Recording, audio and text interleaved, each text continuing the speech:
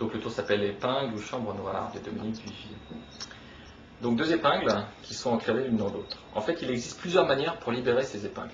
Moi, j'en connais au moins 3. La première, c'est celle qui vient tout de suite à l'esprit, c'est de les ouvrir et de les enclaver.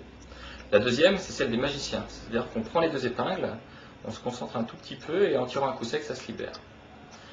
Mais ça, on verra plus tard. Et la troisième méthode, c'est la technique de la chambre noire. Alors, on va symboliser en fait ma poche comme étant une chambre noire. Si je prends les 2 épingles qui sont enclavées et que je les mets dans la chambre noire, sans aucun geste suspect, en une fraction de seconde, ça libère les épingles.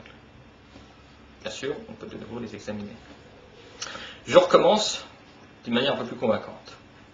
Les 2 épingles sont enclavées, je donne une passe magique, et ça se libère. Tenez, on va essayer de faire un peu comme les anneaux chinois, c'est-à-dire qu'on va prendre 3 épingles qui vont symboliser 3 anneaux.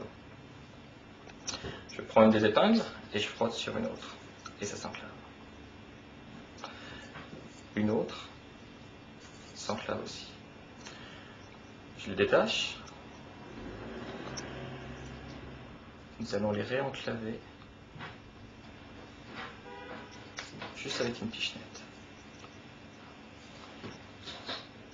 Pour les redétacher, on passe par la chambre noire. Et là, rien ne se passe. Non, on va recommencer en fixant les 3 ensemble. On détache la première. On détache la deuxième. Non, on va essayer de faire plus fort que ça. Fermer la main, faire une passe magique. Et là, cette fois-ci, si on les donne à examiner, il n'est plus du tout possible de détacher les épingles. Elles sont complètement soudées et bien sûr, on peut tout donner à examiner.